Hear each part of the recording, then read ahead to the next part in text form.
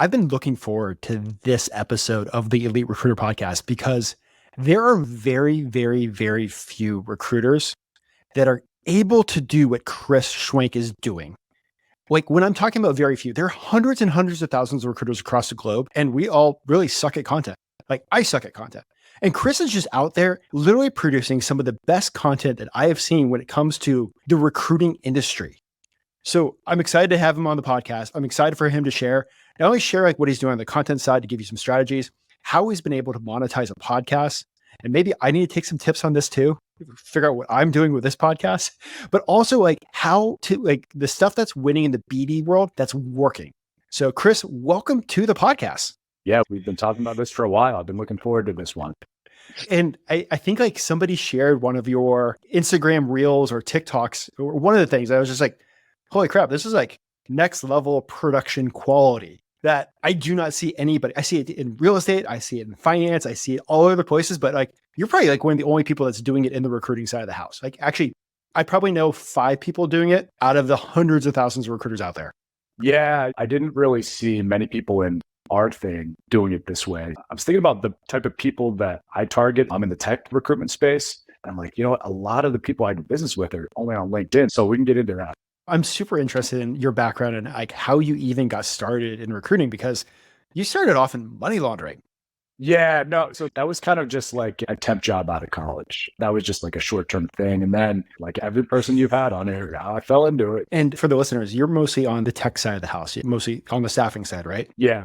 Yeah. So I've operated mainly on those kind of large vendor lists, Fortune 500 up to Fortune 1000, then some mid-level clients. And it's a bit different than a lot of the solopreneurs you've had on and some of the smaller companies that are targeted in a niche. Because you get on these vendor lists and they're like, okay, great, you do software development, but we have a Linux admin open here. So go find someone. And you're just like, okay. So, there's SLAs involved. So you have to be flexible. I just gotta like, for the listeners, like take a step back. Like if you're on a vendor list, you're probably also, if you keep on saying no to stuff, they might take you off the vendor list. Yeah. Yeah, absolutely. Because they want their vendors to all compete to find the best talent, and then the best person will win out. So if you're like not interested in certain roles, then they're like, okay, well, what do we need you for? And I kind of want to just dig in a little bit. So you grew with a firm, like you started off, just grew with a firm for a long time, and then you decided to make a little bit of a jump yourself, right?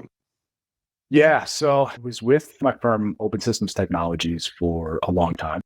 I'd become their top guy for a couple of years, and just kind of like, what do you do next? Because I've worked with big companies, mid-size, small companies, and, one company, you get a client and you lose a client, it's kind of just on the treadmill a little bit. So kind of had the itch to start my own thing. And I went to them and talked about that. And they said, okay, why don't you start your own thing, but we'll be your back office. So you're the front, we're the back end. And you still have access to all of your clients, all of your commissions. And I still get paid to, if I want to recruit on one of their open roles. Well, it's been an amazing setup for hopefully both of us. That was right before COVID, and just kind of in the vein of, I don't turn anything down. So right before COVID, I got into a clinical research company. It was like 2019. We would talk to the vendor people, and it was like, what type of volume are you thinking? Like, this a 1Z, 2Z, 3Z, 4Z kind of rec flow a month? And they're like, yeah, about 4 a month. Well, 6 months later, it became 100 rec a month because they needed people, they were involved in the COVID vaccine research. So they needed sample coordinators, they needed nursing assistants, they needed all this stuff. And again, I was full on tech my entire career, but we figured it out. And, it was a multi-million-dollar account for a couple of years. We're kind of a couple of years past COVID. That's gone way down, which we can discuss. But yeah, it was a wild ride. And, I just kind of just said yes, and we'll figure it out. So that's what we did. And if you said, hey, that's not my niche, like how much money, like you don't have to give exact numbers, but like, yeah, I mean, 7 figures, how I said, that it would have been a 7-figure mistake. Absolutely. So I'd rather try and fail. That is absolutely crazy. And this was like after you pretty much jumped off on your own too, right? Yeah. Yeah. Was it great having that kind of that back office support with that kind of volume? Yeah. Yeah. I mean, there's no way I could do that on my own. I still had access to a couple of their recruiters as well. And one guy, Vince from the Valley, he was my top guy. And on the fly, he built a network of clinical people like I've never seen. Where he would put their posts up on LinkedIn, and he'd have 20 resumes within a couple hours. And before we go into that and the content creation, you hit something that I think is super important. First of all, a lot of highly successful recruiters that are working at an agency, they get to the point they're like, what am I going to do next? And you went and had a conversation with your executives about what to do next. Yeah. And there are other companies that I've worked for before that even that conversation, they would have walked you out the door. Yeah. Yeah. But they've found a way to make it a win-win and like not burn a bridge. What advice would you give to an executive if somebody comes into their office and be like, I want to do something more? I think most of the compensations for a lot of these companies are obviously the salary plus kind of, the commissions on top. And what I went to was just, hey, everything I bring in, I'm getting this percentage, no salary. They're paying my LLC, so there's no benefits as well. I take care of all that stuff on my own. But that was the route I went, and I wanted that. Honestly, I was kind of bored. And then, jumping now towards the content creation side. Mm-hmm. First of all, for the listeners that haven't seen your content, like it's top quality. Definitely follow him on Instagram to see what he's doing. But like, I get it's a cool thing in Miami, but why'd you go all in? I had hesitated for a while just because everyone said you have to do it. But I couldn't make the connection of basically I looked at all the business I'd ever done and it was always done one way. It was through email, LinkedIn, or cold calls. This is kind of just like a whole new space for what we do. And it's totally different. You put something out there, maybe no one sees it. Maybe a lot of people see it. And I think one thing I'll say about the content, I see all these people, like, I'm making all this money off social media in Miami. I was like, man, we're behind the times. But then when I thought about it, I'm like, you know what? Think about all the times, because I like to post all my open stuff on LinkedIn. Any open job I have, I advertise, because then it's like, at least even people aren't looking, they know I'm a source of potentially open jobs in a space that they're in. So they'll keep their eye on me. Okay, maybe not this one, but when it pays $100 an hour, okay, now I'm going to call this guy. And I've gotten clients that way, just if they see me posting like, hey, I have a need over here. You're filling these. It's exactly what I have. So yeah, again, in some ways we're behind the times. In some ways we were doing this 10 years ago. So in some ways recruitment is ahead of the time. I kind of thought about that. I was like, yeah, okay, let's give this a shot. Something new. And obviously we're going to get more into that, but it's like, I think one of the biggest benefits, and we're two guys that are out there on social media in the recruitment space, even people in our network, there are people hiring like maybe 2 degrees for people we know that even we're not getting to. So the good thing about putting the content, you're just like kind of reminding people, maybe you don't need it now. Maybe your HR at some company is, man, we can't find anyone for this job. Hey, I know a guy. For me, that's been the biggest benefit. It's not necessarily like you post some content and then Apple calls you and says, hey, we'd love to have you on our vendor list. It's kind of just people you lost contact with 8 years ago, and they'll say, oh, that's right, you do that. Yeah, hey, my company has an opening. When you help us? It's one of those things, like I feel like very few recruiters are out there like creating any type of content. But one of the most surprising things recently for me is, don't laugh at this, like a LinkedIn article from a few years ago still brings in like really. It still brings in like leads, like people calling us up because of it. It's kind of like also helps with people that have been your network that you've dealt with years ago. That's just like, oh, quick reminder. Oh crap. Hey, Chris can help us. Yeah. I mean, I wasn't sure how it would work because our industry is just different than a lot of industries, especially what I do. You hear all these salespeople, setters, closers, and it's like when the agreement is signed, now you can start to do business and now you can present candidates. It's not over when you sign the agreement, it just started. We operate a bit differently, but it can be very lucrative, obviously. We can talk about how like it evolved. Yeah, do that. So started posting and, people were like, oh, this is cool. But a lot of people, I don't know about you, but I don't really deal in entry-level roles. Companies don't come to me for those at all. They don't need us for that. They're not going to pay fees for that. But I was getting a lot of entry-level people and they're like, hey, I see, because I started to post a lot of financial stuff. Okay, here's what this job pays. Here's what this job pays. People are like, I want to get into that. Like, how do I do that? I'm like, I don't know. I only deal with people once they have the skills. So I had to kind of go back and do research and say like, I tell people like, do a boot camp. I know people do boot camps. Well, which one? I'm like, okay, good question. Which one? So I had to kind of research, figure out, which ones of the boot camps were giving people the right skills, which, some are frauds and scams. I had to avoid that. And from there, I started to kind of turn the content itself into a business. If people are going to dive into this space, as I have, turn the content into its own business and basically start slowly having it pay for itself. And then you break even. And now you're basically getting your name out there for free. And then the more you do that, you're actually getting paid to do it. And from there, you're making a lot of money to do it. And then it's a full on second business you have that feeds the recruiting business. Right now, I was going to say, what kind of content are you producing right now for it to like feed back into the business and start paying for itself?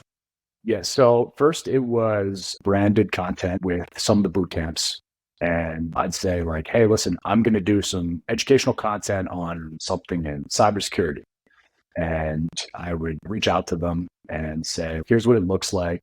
I could plug your boot camp. It doesn't always work like this, but you get a brand deal up front. They'll say, here's a couple $100, or I've gotten up to 2,500 for one post.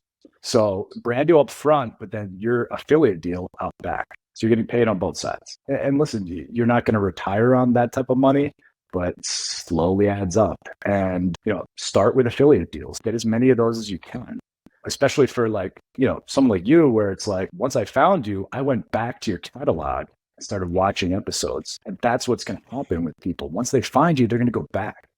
So randomly this morning, I knew I was going to talk about this stuff. And I woke up this morning and someone bought a course, this tech sales course for this woman that I had an affiliate deal with that I haven't even really promoted. It was just kind of in my links. Those affiliate deals add up as you grow your platform. Well, and one, it sounds like it also gives you like a nice foundation because, recruiting sometimes has a little bit of like a roller coaster to it. Two, just the way that I've seen with the quality of your videos and stuff and content is it also like seems like you know your shit, which probably helps with your clients too. Yeah. Yeah. Well, you come up as an industry leader and an expert too. You become an industry leader, get your name out there, So I want to go into like what you're doing with some of the content, like editing and the stuff in a bit, but I want to talk about this building a podcast now because you decided to go build an industry focused podcast that I love telling people about. First of all, talk about the podcast and then talk about what you're doing with it. Yeah. So my mentor in this space is Cyrus over at Tech is the New Black. He's got one of the biggest tech platforms really in the world. I did his course and I know him from down in Miami. So I knew the type of money he was making, which is in the seven figures on just a podcast, which he's now built a massive community on. He's hosting events. It's another thing you could do. And you do a really good job, like asking questions, interacting with the guests. Like highly recommend for people to check out the Tech Jobber podcast. I'll have it in the show notes, so you could definitely check it out. But once and for the listeners that are even thinking about starting an industry focused podcast, how do you turn that initial, like, I want you to be a guest, but I also want you to be a client into an interview, into a podcast a product, and into a new client? Yeah, that's kind of the dance. But listen, when you interview someone for an hour, you now have that connection. So they're going to go to HR and say, hey, like, can you help this guy out? So that's what I found. And, because I'm paying for a studio time, I'm paying videographer, I'm paying for editors. So that's the long-term play, but then you could do a lot of stuff with it. You could go through roads like events. Like I can go to tech events and say like, hey, we'll set up the podcast, interview some people, just get some content for them, just kind of monetize that space. You could start a community. I think you did such a good job like breaking down some of the things that you could do with it way better than I've been able to communicate. So thank you for that. You don't need these massive download numbers. Guess what you need? The relationship that you just built. If anyone is looking to do an industry focused podcast, start with every product you actually use and just say like, hey, I'd love to have you as a partner. Start with that, obviously. And then if they say no, so can I be an affiliate? And then at least you're gaining some money from them. Okay. So definitely when it comes to everything, like when it comes to getting branded deals, like for people listening, they shouldn't be waiting for the brands to come to them. They should be going actively to the brands. Yeah, go to them. But as you're building, they'll come to you. I've got some cybersecurity company. Saw one of my cyber videos blow up and they just gave me a couple grand to pitch their service. And I was like, all right, let's check it out. Like, hey, it looks pretty good. Okay. So sure, why not? And I want to go into like the editing stuff. Like the quality of your stuff is good. I feel like the quality of my stuff is not as good. Looking at starting to increase the quality of your stuff, like what kind of like products and tools and what do you recommend for the different price points of people trying to do this? I would once again go to offshore. Now, there are services. I use one video with a Y.ai. And so that'll take a podcast like this and AI will just pull all the clips, pull 30 clips. But I also have my videographer has a team in the Philippines that just, that's all they do is just do their crazy edits. I like to have both, but if you're talking about something people care about, you don't always need the edits. Some of my best clips have had no fancy edits, just things people cared about and shared. And use video AI. I love Opus Pro. Yeah, that's another one. I mean, there's actually plenty of those tools out there. And I've even seen, for those that are on a budget, I've seen a few of these tools on AppSumo. They might not be like the perfect tool, but it's a good start. Especially if you're appearing on someone's podcast, they might not pull the clips that you like. And it's an easy way just to get all the good clips for yourself. Reiterating that point, like you can literally like hold a YouTube video, drop it into one of those programs that you are a guest on for an industry focused podcast, and it produces clips for you. I love that. Yeah. So you've done a lot of like in-person stuff. Like you have a full studio that you go to. Were those FX30 cameras or FX3 cameras? Like it's a super nice place. Yeah. That you go to. And for somebody that's looking at just getting started with this idea, is it okay to do this video kind of like what we're doing? Yeah. Yeah. I mean, again, you could have the cleanest studio, and me and you over Zoom could make a great point. There's no rhyme or reason because it's the quality of the clip, really. I like the studio, and for me, it was easier to get people in Miami to just go to a studio because in this town, everyone wants their clips.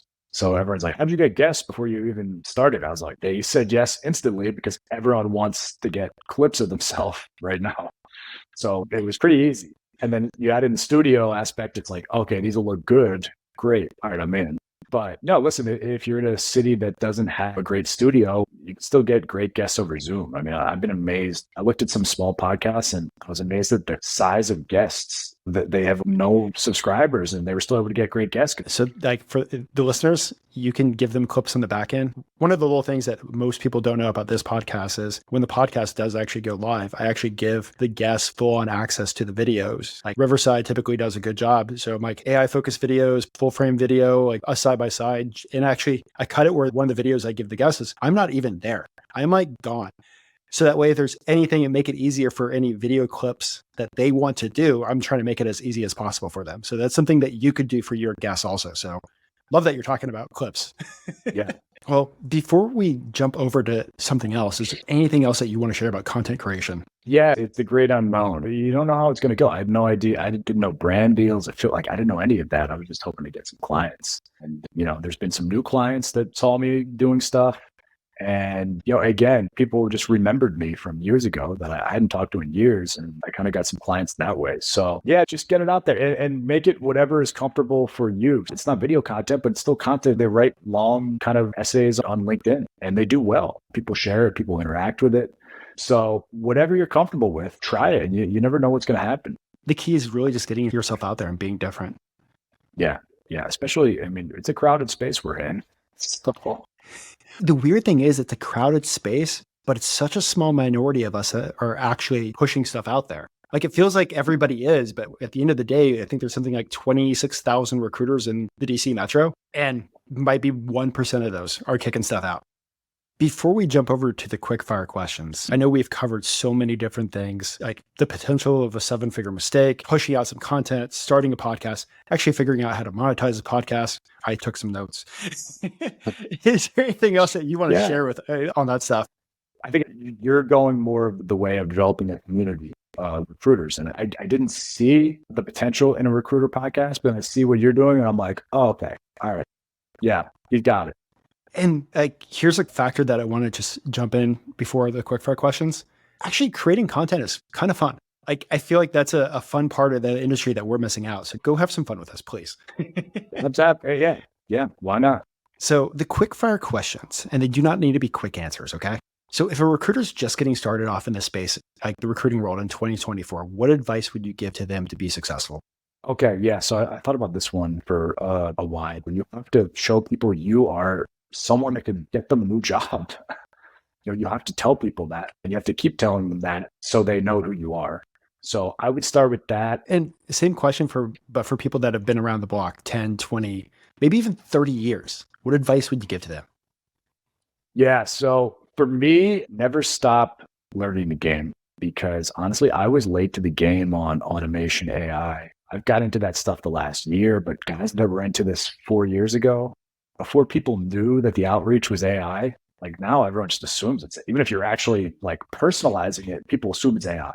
And we saw with SendSpark, now people are using AI for videos. So you have to really personalize your videos. Like, hey, I see you went to college here and you know this person. But I mean, people that were ahead of the game there, they had such an advantage over us. And I was late to that because I wasn't being a student of the game. So be a student of the game. And that's obviously, that's where your podcast comes in, to be honest. Like, I'm not just blowing smoke. I actually enjoy the episodes because every episode I pick up something. Might be just one thing, maybe a few things from your guests. But I'm like, wow, I didn't know that. I didn't know SendSpark existed. Just little stuff like that. And staying on top of that stuff is big. During COVID, when I had 100 roles a month, I wasn't learning. I just focused on that. But then it was like, then when that dried up, I was like, all right, okay, the old ways are not working. I'm sending LinkedIn messages where 5 years ago, I'm getting responses. Oh, this is great. Email stopped working as well. It's like, it's tough right now. What is your favorite rec tech tool, or what is your current tech stack? It's pretty basic. It's Instantly. I had a service set up 50 cold inboxes. So I'm just blasting like a machine gun every day and setting up campaigns, and it doesn't work that well. So yeah, I do Instantly. I do Buzz AI / Connected / Funnel Flow, whatever they're calling themselves now. That, for me, I love that because to just automate the LinkedIn connections, even if you don't have anything, if you know a certain type of job is coming in a certain area or nationwide, and just every day you're sending out 40 connections in that space, pick one of them and go all in on it for sure. And they're not that expensive either. So I do that. And then I'm trying to think what else. Yeah, Sales Nav. I do LinkedIn Recruiter. You blast some stuff out there. I blast emails on that for open jobs. I've looked into a tool called Talent. I've looked into that where it kind of alerts you of executive moves. So it'll say like, so-and-so just hired a new CTO. And then like the idea is you reach out and just say like, hey, you're looking to build a team. Like, I know you just got hired. Congrats. That's one I'm looking at, but I haven't signed up for them yet. So, okay. Has there been a book that's had a huge impact on your own personal career? I wouldn't say book because everyone gives kind of their same ones. There's been a couple of quotes. The whole idea of the podcast for outreach was a Gary Vee quote, because Gary Vee just tells you to do stuff constantly. Some of it is good. Some of it is, obviously he's very successful. He said, just do a podcast. And if you're saying like, well, what if no one listens? Like, but just use it to get clients. And it's just like, well, why would they be on if no one listens? Like, because they just want to hear themselves talk. Okay, yeah, that all checks out. So that was smart. Love him or hate him. It was like late 2022 before he got arrested. I remember I heard this random Andrew Tate comment where he just said like, and this is one of the things that finally got me over the hump to do content. He was just like, in 2023, people are going to buy from somebody. So that was probably the final push to kind of get me to do it. So those two quotes, I would say those have been impactful. And then I'd say the third one, Donald Rumsfeld said, there are known knowns, known unknowns, unknown knowns, and unknown unknowns. Like, that's content. Okay. You get into it, you don't know. And I hate that I have to reference him, but I always remember that quote, and it is true. Rumsfeld, I think that's one of the reasons why I got pushed into GovCon. Right. For all you neocons out there. One of my friends was actually high up in a government organization and debriefed him on a constant basis. Really? Yeah. Must have been interesting. There's never a dull moment in GovCon. Well, let me just getting back to like the more serious side of the house. What do you think? You've really hit it out of the park multiple times. You were a top biller at the open systems before you decided to make the jump. You had a great conversation with the executives there, and that wouldn't have happened if you weren't a high performing individual. And now you're just probably one of the best content people when it comes to actually creating content in our space. So this is actually one of my favorite questions. You've launched your own firm, you're content creating, you've gone through a ton of up and downs throughout your career. Yeah. Anybody that's been recruiting as long as you have has. Oh, yeah. You kept on going. If you get a chance to sit with yourself, have a cup of coffee, a beer, whatever, your first month into your recruiting career, what would you tell yourself? Yeah, it would just be to speed up the process. Had I done more work earlier, the sooner I got more emails, more calls, more meetings, yeah, I'd be much farther ahead. It's just so hard in the beginning because no one wants to meet with you. You know what? That's been a constant advice from top billers, across the board. Always, hey, you got XYZ amount, add 5%. Yeah. And one other thing I would say is, especially for the people early on, what I found is a lot of people think they're working hard and they're just stressed. They're two different things. Some people, it's like, I'm working so hard. It's like, you're not really working that hard. You're just really stressed. So you have to be able to differentiate those two things, because when you actually are working really hard, you're not really, you're just on to the next one. So learn the distinction between those two things for sure. Where did you learn that distinction at, or how did you learn that distinction? Just monitoring coworkers in the agency life, where people would just be really stressed and they would just say like, oh, you know, I'm working so hard. I'm just like, well, what did you do this week? Well, only this and this. Yeah, but it didn't go my way. I'm like, yeah, you need to like triple that. And I love that you said that, just because it's something that I've dealt with in my career. It's a combination of getting stressed, but also realizing that I was thinking about the work and not doing the work. And then I go Yeah. back and track like what I did. And I'm like, well, shit, I didn't do anything. But I've been like stressing myself thinking about all the work that I've done. Yeah. Perfect. Well, Chris, this has been awesome. For everybody that's listening that would love to follow you, how do they do that? Okay. So again, with the content, I just blast everything across all social media. So you can find me on my main page on Instagram, Chris_Dello Staffing, Christopher Schwenk on LinkedIn, um, and and then YouTube, Tech Jobber Pod is where we're doing the podcast. So you kind of see what I'm doing and kind of take the elements that work for you. Kind of giving you the playbook on how to make money on it. I feel like a lot of people give up on the podcast because early on, no one's listening and you're not making any money. And, you know, if your only thing is getting clients, if you're not getting clients too, then it's like, just give up. It sucks. So, you know, kind of, you know, make your own playbook, make that into your own, but follow this playbook, because at least you're making some money as you go, and at least it's paying for itself. And then you just keep going, and then you see where it takes you. That's awesome. Well, Chris, man, I just want to say thank you. Like I said, I've been following you. I found you on LinkedIn, following you for a while. You're one of the best when it comes to creating content. And it's not just the content that's just like plays well with the algorithm. You're not throwing memes out there and stuff. You're actually creating yourself as an authority in the space, but doing a great job doing it. And I love that it's been impacting your business. And I'm so grateful that you showed the listeners how to get started, but also make money along the way. Yeah. I mean, turn it into its own business and to get your name out there. It's like, then it's great. So awesome. Well, for the listeners, guys, this is another way to crush it this year. I cannot wait for you to win. So keep it up, guys. Talk to you later.